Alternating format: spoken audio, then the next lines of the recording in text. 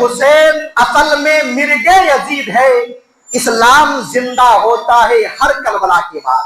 کیا کربلا کا جو واقعہ ہوا تھا وہ مسلمان اور غیر مسلموں کے بیچ میں ہوا تھا؟ کیا وہ اسلام اور کفر کے بیچ میں جنگ ہوا تھا؟ یہ جنگ خلافت کے لیے تھا۔ معاویہ رضی اللہ تعالیٰ عنہ نے اپنے بعد اپنے بیٹے یزید کو خلیفہ بنا دیا تھا، ان کو بادشاہ بنا دیا تھا۔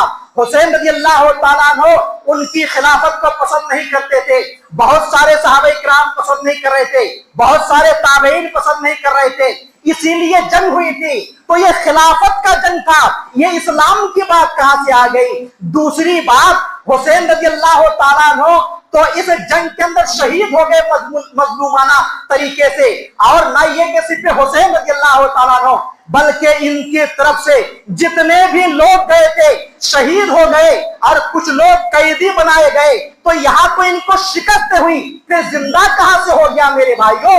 ارے جہاں کافر اور مسلمانوں کے بیچ میں جنگ ہوئی اس سے اسلام زندہ نہیں ہوتا ہے۔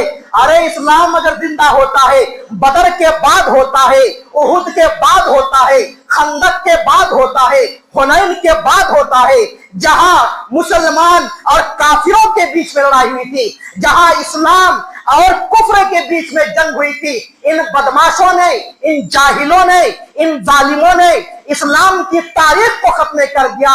جہاں کفر اور اسلام کے درمیان جنگ ہوا تھا، بدر کا مارکا وہ مارکا تھا کہ مسلمانوں کو مکہ میں رہنے نہیں دیا گیا، ان کے اوپر قسم قسم کے ظلم ڈھائے گئے، اور جب یہ لوگ بھاگ کر کے مدینہ گئے، مدینہ میں پناہ لی، تو ان کفار و مشرکین نے پھر مسلمانوں کو مارنے کے لیے مدینہ میں چڑھائی کی، اور مسلمانوں کی تعداد صرف 313 تھی، کفار و مشرکین 1000 کی تعداد میں آئے۔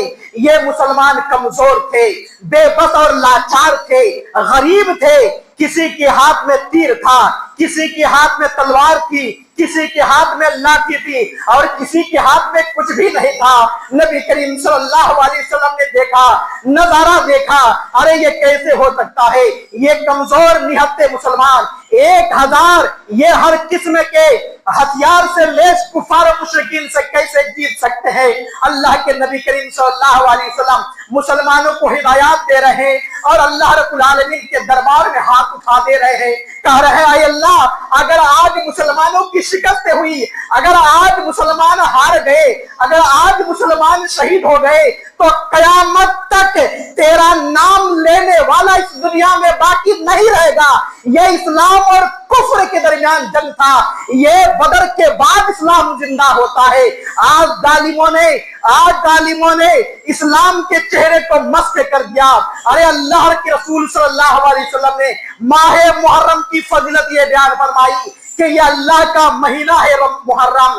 اللہ کے رسول صلی اللہ علیہ وسلم نے کہا کہ رمضان کے بعد نفلی روزوں میں سب سے زیادہ افضل روزہ محرم کے روزوں کا ہے۔ جو انسان 10ویں محرم کو روزہ رکھتا ہے اس کے پچھلے 1 سال کے گناہ معاف کر دیے جاتے ہیں۔ تو یہ روزہ رکھنے کا مہینہ ہے، یہ اللہ رب العالمین کی بات کو ریاضت کرنے کا مہینہ ہے۔